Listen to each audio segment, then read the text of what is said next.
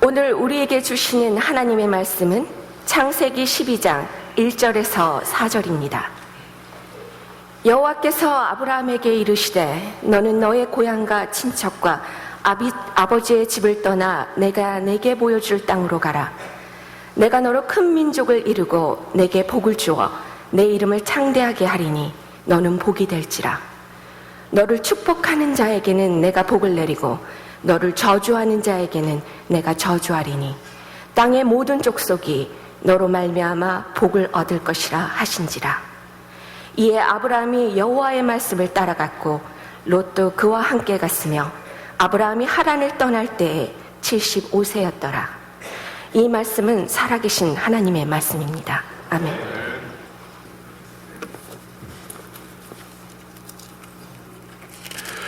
여러분 삶의 관계 중에서 제일 중요한 관계가 어떤 관계십니까? 지금 여러분 가운데에서 이 관계가 끊어지면 난 죽을 것 같다라는 관계가 뭡니까? 여러 가지 관계들이 있지만 사람의 행복을 측정하는 데에는 자기의 속마음을 한 5명에게 전혀 거침없이 또 시간에 구애받지 않고 장소에 구애받지 않고 그 사람이면 내 얘기를 다 들어줄 수 있을 것 같은 사람, 나의 그 있는 그대로를 다 받아줄 수 있는 사람, 그러한 동료, 친구 아니면 가까운 그러한 사람들이 5명만 있으면 사람은 굉장히 행복하다고 그럽니다. 참 신기합니다. 우리가 그 여러 가지 그 관계가 중요한데 이 주변에 사람들과 맺는 이 관계가 너무너무 중요합니다.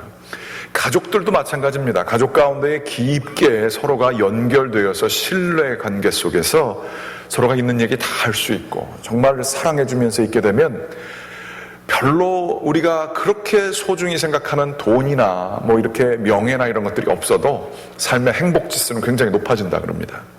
반면에 돈과의 관계가 좋고 직장의 관계가 좋고 뭐 세상의 그 어떤 명예로서 사람들과의 관계가 좋을지라도 그 내면에 있어서 가장 가까운 사람들, 나를 있는 그대로 사랑해주고 받아주는 사람이 없으면 그 사람은 그렇게 행복하지 않다고 하는 것입니다.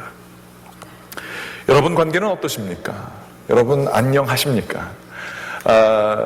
그런데 오늘 제가 목회 칼럼에도 잠깐 썼습니다만 우리는 참 삶을 두려움을 가지고 삽니다. 이거 안 되면 어떻게 하나, 여기서부터 끊겨지면 어떻게 하나 라는 경험들을 가지고 있습니다. 삶에 대한 공포는 실패한 경험들이 있습니다. 내가 거기 들어가야 인사이더가 되고 거기서부터 남들은 가지지 못하는 특권을 누리게 된다 그럴 때 사람은 굉장한 안정감을 느끼고 삶의 힘을 가질 수가 있죠. 그런데 거기서부터 떨어진 경험들, 뭐 대학을 떨어졌거나 뭐 재수해 보신 분, 삼수해 보신 분들은 잘 아실 거예요. 그 떨어진 실패의 경험들이 굉장히 큰 거예요. 아니면 사랑하는 사람, 저 사람과 함께 있으면 다 행복할 것 같은데 그 인연이 안 돼서 뭐 깨어지거나 뭐 가정이 또 파괴되거나 이런 경험이 있게 되면 죽는 경험을 하는 거예요. 죽음이라는 게 다른 게 아니죠.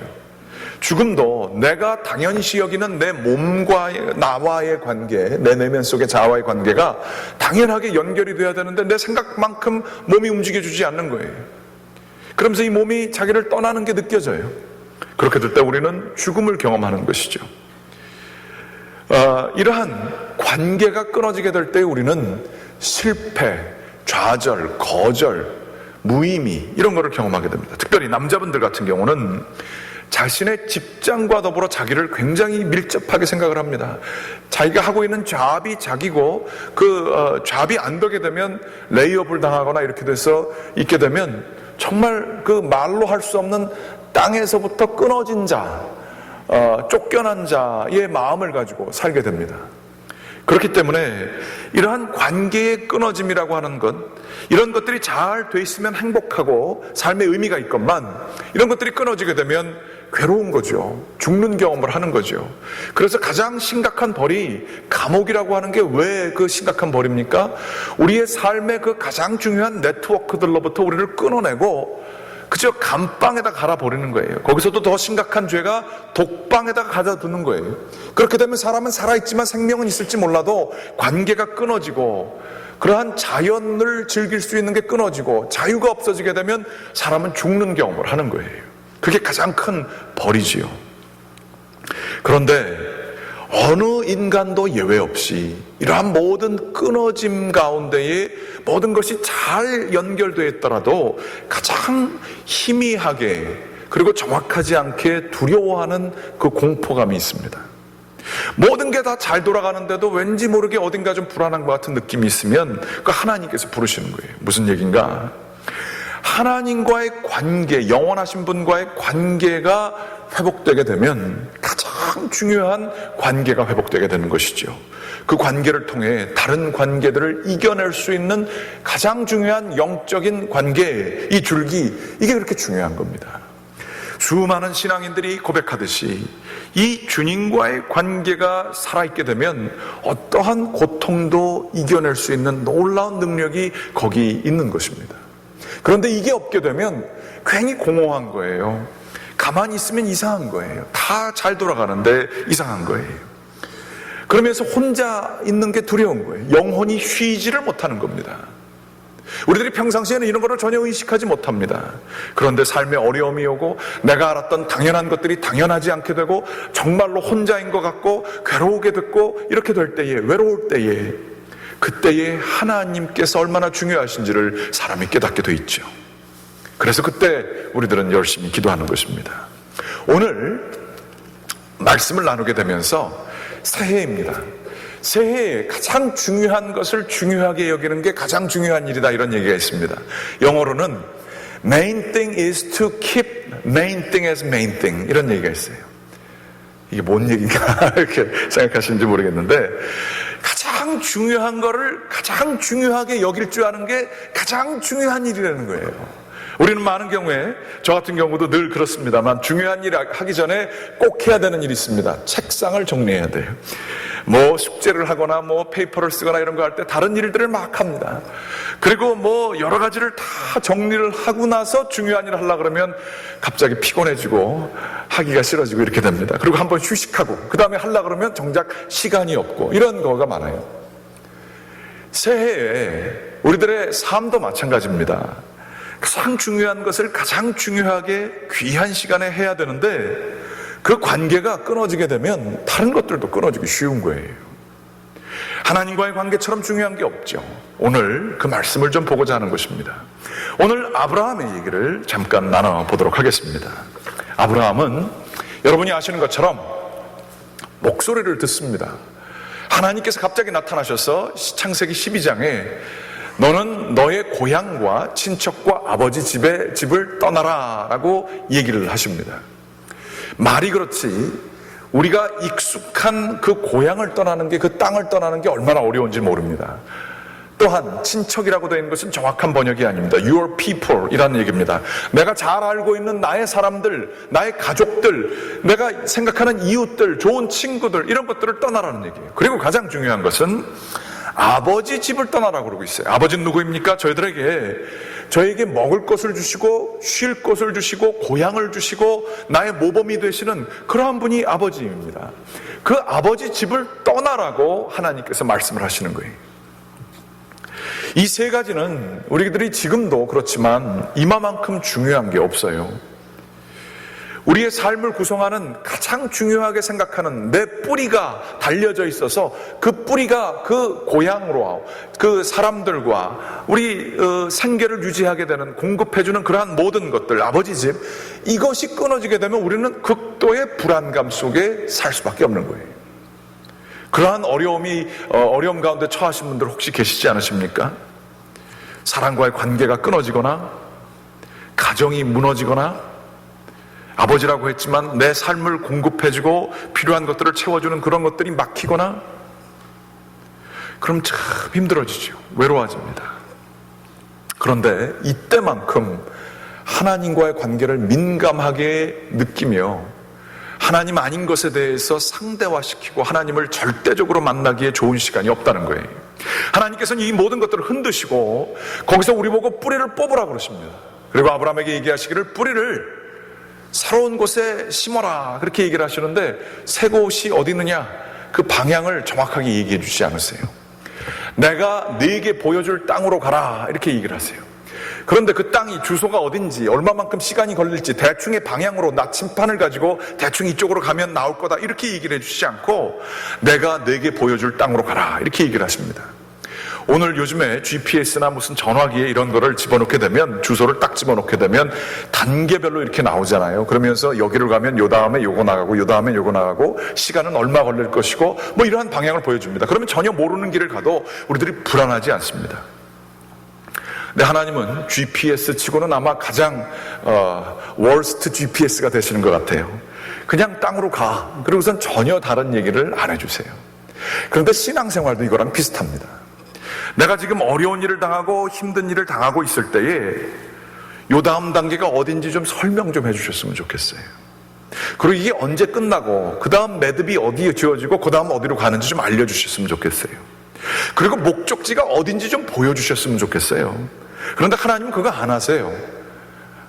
우리가 원하는 만큼 그렇게 안 해주세요. 우리의 계획으로 안 하세요. 하나님의 계획을 알려주지 않으세요. 그렇지만 하나님께서 말씀하시는 게 있습니다. 그 다음에 나오는 게 2절, 3절, 4절의 얘기입니다. 하나님께서 여기서 말씀하시는 게 이 세 개의 가장 중요한 우리의 삶의 뿌리가 박힌 이 땅들, 이거를 떠나서 5개의 똑같은 말씀을 주어를 반복하시고 계시는 게 2절, 3절에 나와 있습니다. 정확히 번역은 안 되어 있습니다만 이렇습니다. 첫 번째가 무엇이냐? 내가 너로 큰 민족을 이루게 할 것이다. I will make you become the huge nation. 이렇게 얘기하십니다. 바로 하나님께서 내가 너를 민족을 이루게 될 것이고, 두 번째로는 내가 너에게 복을 줄 것이고, I will give you abundant blessing. 이렇게 얘기해 주시는 거예요. 세 번째로는 내가 너의 이름을 창대하게 할 것이다. 이렇게 얘기합니다. 창대하게 한다는 거, magnify your name. 너의 이름을 크게 만들어 줄 것이다. 이런 얘기예요.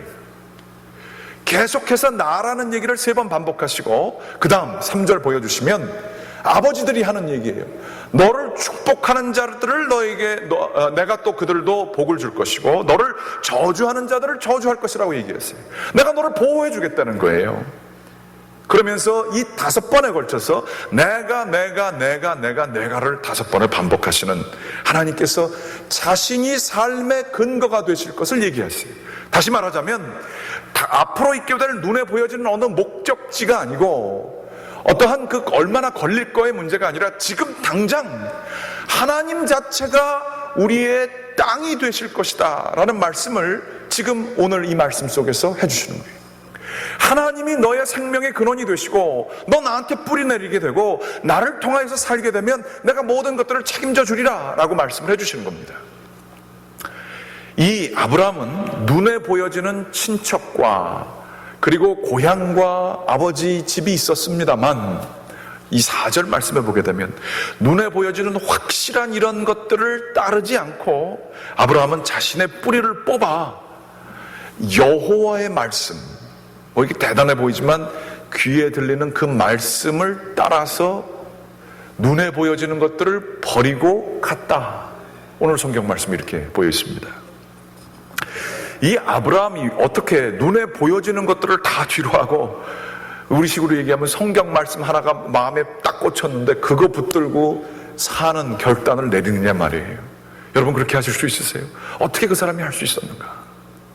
여기에는 창세기 11장을 좀 봐야 이해할 수 있습니다.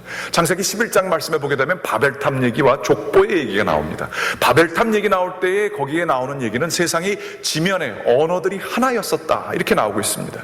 사람의 언어가 하나로서 거기에 바벨탑을 지었다라는 얘기는 인간이 하는 그 사회적인 시스템을 만들어서 사람들이 무엇을 기대할 수 있고 어디 쪽으로 나아갈 수 있는지 자신의 운명을 자신이 개척하고자 하는 뜻이 거기에 딸려져 있는 거예요. 우리식으로 얘기하면 젊었을 때에 대학 갈 때에 어느 정도 공부하게 되면 그 다음 레벨로 올라갈 수 있고, 그 다음 뭐 직장 생활하면서 어떻게 살아가면 그 다음 레벨로 올라갈 수 있고, 세상의 율법주의죠.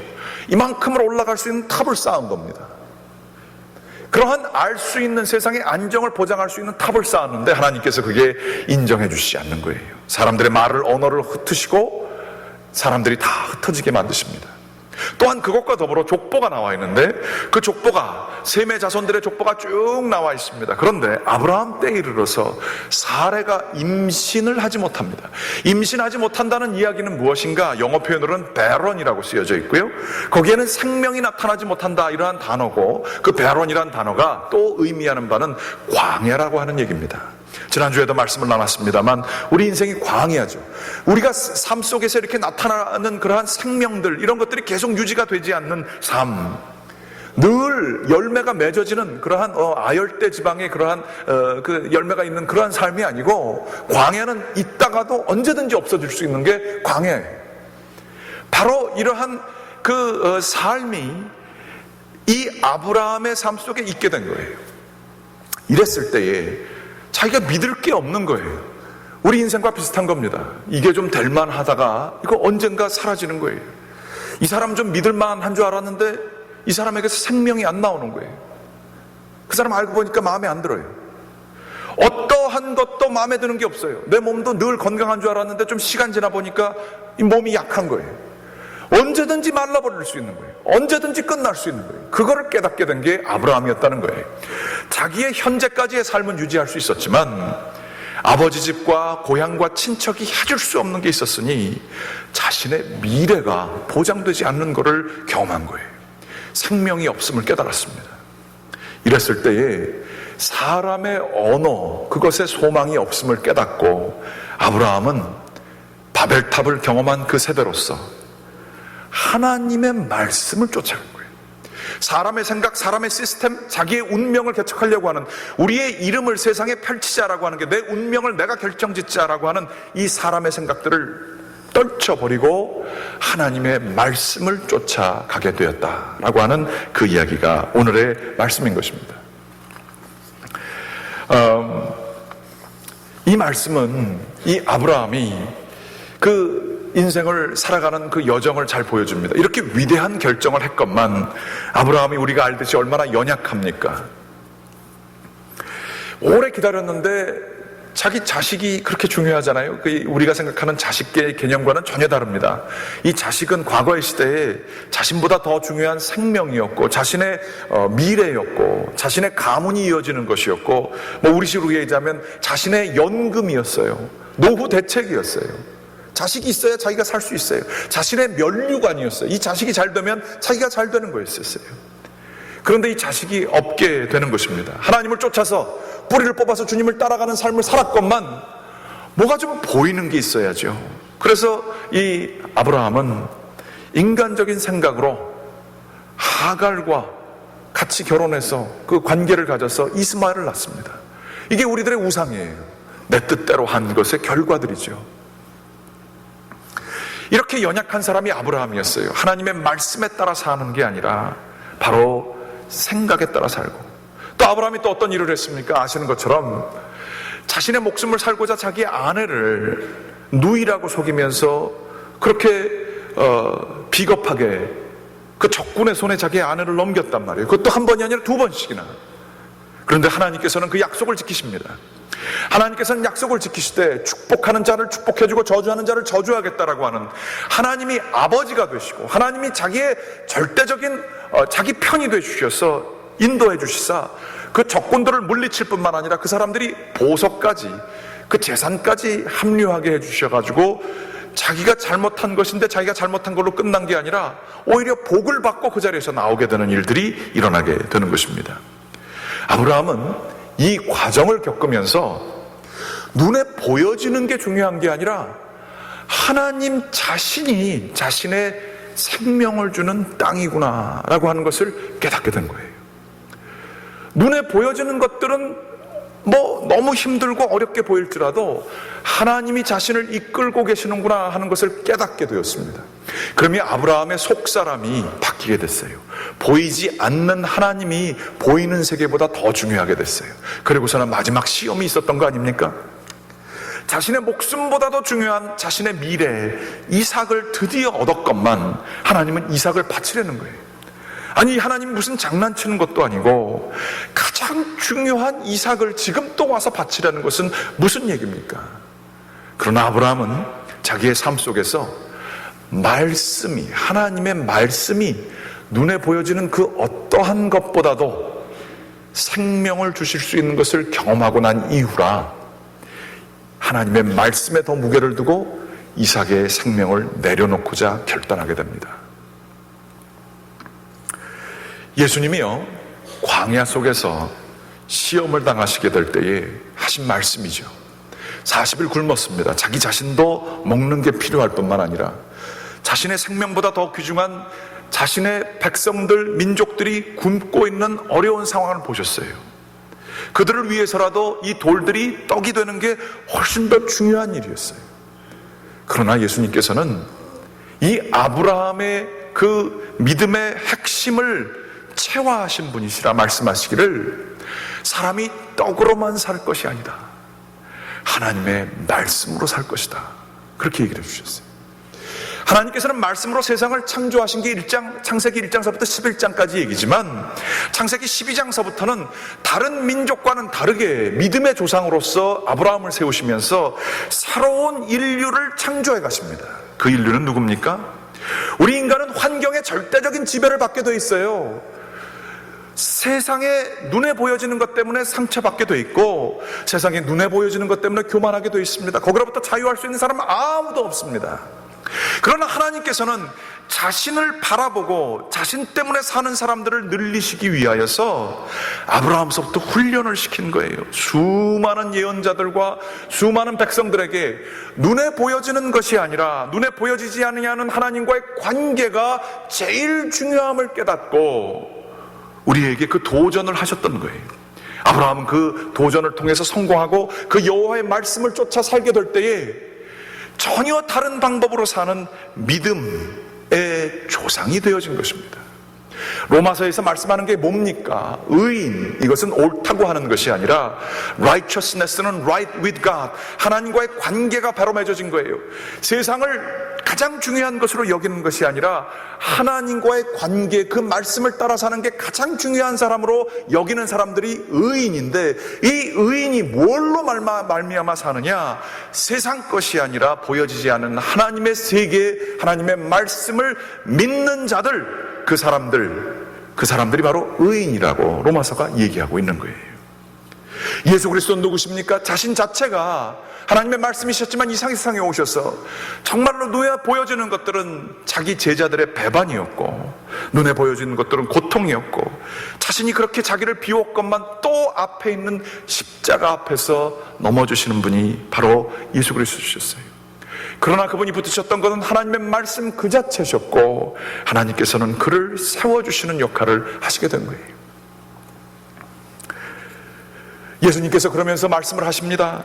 우리가 잘 알고 있는 말씀입니다만 이 아브라함의 얘기, 뿌리를 뽑아 하나님께 뿌리를 심으라, 이 말씀처럼 같은 맥락에서 볼 수 있는 게 마가복음 10장 29절서부터 30절까지의 말씀입니다. 같이 한번 성경 말씀 읽어보실까요? 예수께서 이르시되 내가 진실로 너희에게 이르노니 나와 집이나 형제나 자매나 어머니나 아버지나 자식이나 전토를 벌인 자는 현세에 있어 집과 형제와 자매와 어머니와 자식과 전토를 100배나 받되 박해를 겸하여 받고 내세의 영생을 받지 못할 자가 없느니라. 아멘. 여러분, 회심이 뭘까요? 회심은 세상에 뿌리를 내리고 있는 내 뿌리를 걷어서 주님께 박는 게 회심입니다. 바로 오늘 여기 쓰여져 있는 얘기, 내가 그렇게 중요하는 이 직장, 내가 그렇게 중요시하는 내 가정, 내가 그렇게 중요시하는 우리 자녀들, 내가 그렇게 중요시하는 부모들, 이 모든 것들을 하나님을 위해 버리는 사람들, 끊는 사람들이에요. 하나님을 최고의 우선순위로 삼는 사람들, 이런 사람들에게 하나님께서는 무엇을 주시냐? 그 모든 것들을 다 주시고, 그렇지만 박해도, 세상에서의 박해도 따라오게 된다는 것이죠. 그렇지만 확실하게 보장되어 있는 것은 내세에 받을 영생을 준다는 거예요. 누구든지 내 목숨을 지키고자 하는 것은 목숨을 잃어버릴 것이요, 그러나 목숨을 버리고자 하는 자는 목숨을, 영생을 얻으리라. 또 다른 마가복음서의 말씀입니다. 이 놀라운 십자가와 부활의 논리, 그런데 우리는 이 세상에 뿌리 박은 것을 끊어내지를 못하는 거예요. 이거 안 되면 안 될 것 같고요. 하나님 말씀, 뭐 그건 기분 좋을 때 얘기고, 내 자존심이 훨씬 중요합니다. 나를 누가 건드렸어? 그럼 그 사람 나한테 한번 벌 받아야 돼요. 그게 훨씬 중요하니까. 내 돈이 제일 중요합니다. 관계요? 결혼도요? 돈 때문에 헤어지는 사람 많습니다. 이상하잖아요. 돈보다 더 중요한 게 사랑 아닙니까? 그런데 그거 반대로 하는 사람들 많아요. 우리 가운데서 아름답고 위대한 게 뭡니까? 자존심이나 돈이나 뭐 이러한 안정이나 뭐 이런 것들을 다 버리고도 관계를 택한 사람들을 우리는 아름답다라고 합니다. 위대하다고 합니다. 근데 우린 그거 잘 못합니다. 하나님의 말씀이 가장 중요하다고 하고 하나님을 주님이라고 하지만 하나님의 주님이 아니라 하나님이 종이에요. 열심히 교회 나와가지고 내가 원하는 것들을 구할 때 하나님이 필요에 따라서 나를 좀 채워줘야 돼요. 옆에서 서포트 해줘야 돼요. 내 이익이 먼저고 내 자존심이 먼저예요. 주님이 먼저가 아니에요. 주님을 위해서 내가 내 자신을 버릴 수 있고 내 것을 희생할 수 있는 사람 많지 않아요. 여러분 그렇습니까? 하나님 아닌 것에 우리들이 의지하는 마음들이 얼마나 많습니까? 성경에서는 그걸 우상이라고 그래요. 우상들을 섬기는 거예요. 내 것을 섬기는 거예요. 기분 나쁘면 하지 말아야 되는 거예요. 관계 끊어지면 교회 나오는 거 아니에요. 언제든지 바꿀 수 있어요. 하나님의 뜻인 줄 알고 순종하는 삶이 그게 참 어렵습니다. 왜냐하면 우리들은 연약하기 때문에 그래요. 이 인간의 이 연약한 그 모습을 17세기의 존 던이라고 하는 유명한 영성가가 굉장히 파격적인 용어로 묘사한 이야기가 있습니다. 화면에 좀 보여주십시오. 존 던이라고 하는 분이 이렇게 얘기했습니다. 새 위격이신 하나님. 이거 말고 존 던이 하는 얘기인데 그거 없으시면 그냥 들으시기 바랍니다. 새 위격이신 하나님, 삼위일체 하나님, 당신을 위하여 내 가슴을 두들겨 파십시오. 두드리시고 숨결을 불어넣으시고 빛을 비추시고 수선하시되 내가 일어나도록 하시고 필요하시면 나를 뒤집어 엎으시고 구부려 주시고 당신의 힘으로 깨트려 주시고 날려버리시고 불태우시되 나를 새롭게 하소서. 내가 이 세상에 뿌리박은 모습 때문에 하나님을 섬기지 못하는 그런 모습이 있으면 때려 부시라는 거예요. 불태우라는 거예요. 뒤집어 엎으라는 거예요. 그래서 나를 새롭게 해달라는 기도를 하는 거예요. 그러면서 얘기를 합니다. 나는 당신을 지극히 사랑하고 또한 사랑받기를 간절히 바라지만 나는 당신의 적과 약혼한 상태입니다. 나를 파혼시키시고 그 인연을 끊거나 깨뜨려 주시옵소서. 나를 위하여 나를 당신에게 데려가게 하시고 당신에게 가두어 주시옵소서. 당신이 내 마음을 빼앗기 전까지는 결코 자유함이 없으며 당신이 나를 능욕하기 전까지는 당신에 대한 나의 정절을 지킬 수 없나이다. 참 연약한 인간의 모습, 하나님을 사랑하고 하나님을 따르는 삶을 살고 싶지만 당신의 적인 이 하나님의 우상 같은 것들과 결혼한 상태라는 거예요. 안 되는 거예요. 그러나 하나님 필요하시면 나를 파혼시켜 주십시옵소서. 그 인연을 끊거나 깨뜨려 주시옵소서. 그게 고통스럽더라도 깨뜨려 주시옵소서. 하나님 내 마음을 빼가 주셔서 당신 안에 나를 가두어 감옥 신세지게 해 주십시오. 그렇게 만들기 이전까지는 내게 자유함이 없습니다. 내가 믿는 그 사례에는 거기에는 생명이 없습니다. 인생에 내가 의지하는 모든 것들, 하나님의 위에 아닌 것들은 거기는 다 이 barren 광야와도 같은 인생입니다. 그렇게 얘기를 하는 거예요. 당신에게만 자유함이 있으며 당신의 생명만이 나를 새롭게 해줄 수 있습니다. 고던 맥도날드라고 하는 아주 유명한 목사님이 계십니다. 내면 세계의 질서와 영적 선장이라는 책으로도 알려진 분이십니다. 이 목사님은 젊은 나이에 굉장히 말씀에도 탤런트가 있고 말씀을 이해하는 깊이도 탤런트가 있어서 유명한 설교자였었습니다. 글도 잘 쓰셨습니다. 그런데 젊은 나이에 자신이 굉장히 높아지게 되자 하나님을 말씀을 하면서도 하나님보다 자기 자신을 더 신뢰하게 되는 영적인 어리석음을 범하게 됐습니다. 그러면서 자기가 뭐든지 할 수 있을 것 같더라는 얘기예요. 그러면서 자기 가정, 그 귀한 가정에 충실하기보다는 다른 여인과 혼외 관계를 맺게 되었습니다. 그것이 들통나게 되고 자신의 교회에서 자기는 쫓겨나게 되고 철저히 혼자가 되는 순간을 경험했었습니다. 많은 사람들은 그의 떨어짐을 안타까워했습니다.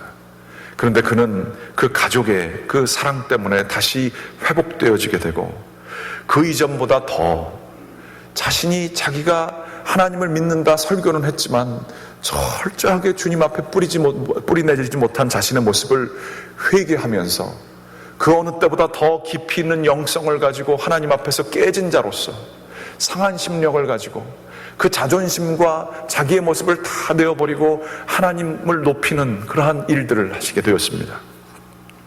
제가 지난 월, 화, 수 콜로라도 덴버에 갔다 왔는데 그 덴버 신학교에 이분이 명예총장으로 아직도 계시대요. 그러면서 제가 이 설교를 인용했는데 그분과의 관계를 가지신 분이 그렇다 그러면서 정말 그분은 하나님의 사람입니다. 그렇게 얘기를 하셨습니다. 이분이 나이가 드셔서도 쓰신 글은 정말로 은혜가 되는데 드셔서도 늘 자기 자신을 하나님 앞에서 뿌리를 뽑는 거예요. 자꾸만 저쪽이 세상 쪽으로 뿌리가 가게 되면 그 뿌리를 뽑으면서 하나님께 뿌리를 다시 심으면서 쓰신 글이 있어요. 인생의 궤도를 수정할 때 Midlife Correction이라고 하는 좋은 책이 있습니다. 그 책에서 일기장에 썼던 자신의 모습을 이렇게 회고하고 있습니다. 거기 나타난 내용입니다. 이 글씨가 작아서 잘 안 보이실 텐데 제가 말씀드리겠습니다. 너의 회심은 충분히 깊지 못하다. 그것은 악의 세력이 스며들어 있는 영혼 깊숙한 곳까지 내려가야 한다. 이 내면 속에 우리의 깊은 악의 모습이 있다는 거예요. 거기까지 회심이 내려가야 되는데 내려가지 않았다는 거예요. 너의 회심은 충분히 길지 못하다. 그것은 너의 생애 모든 날에 걸쳐 계속해서 작동해야 한다. 근데 회심하다가 다시 돌아가는 거예요. 너의 회심은 충분히 사회적이지 못하다. 그것은 너를 회심한 자들의 공동체로 연결시켜 많은 사람들에게 많은 것들을 배우게 하는 영향력을 미쳐야 되는 회심인데 그냥 자기 혼자 신앙생활하기도 힘든 거예요. 너의 회심은 충분히 탄탄하지 못하다. 그것은 넓은 세상의 변화를 불러일으켜 줌으로써 그 역량을 입증해야 한다.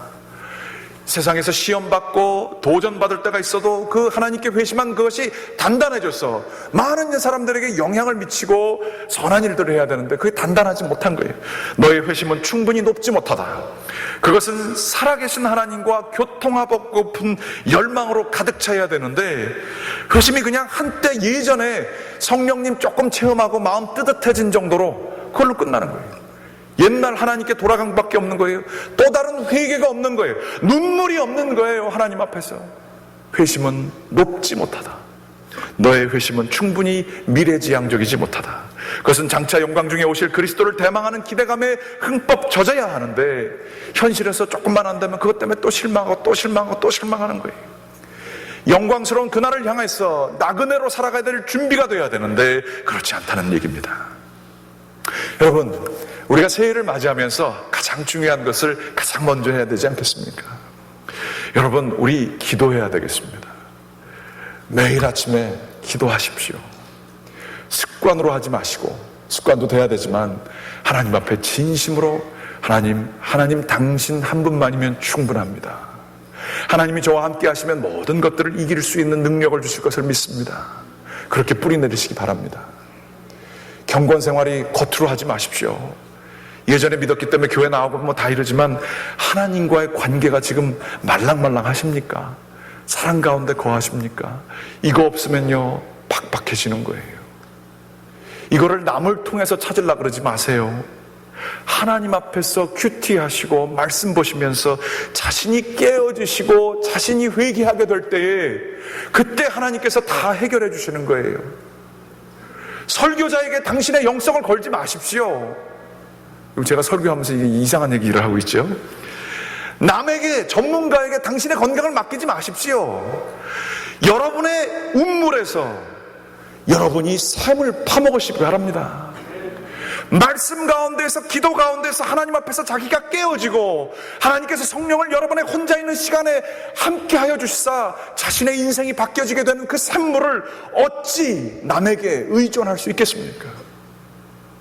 하나님과 더불어서 깊은 관계를 유지하십시오. 그러므로 말미암아 여러분 능력 있는 신앙인들 되시기 바랍니다. 하나님과 관계가 깊게 맺어져 있으면 다른 관계들 힘들고 어렵고 고난이 있어도 견딜만 합니다.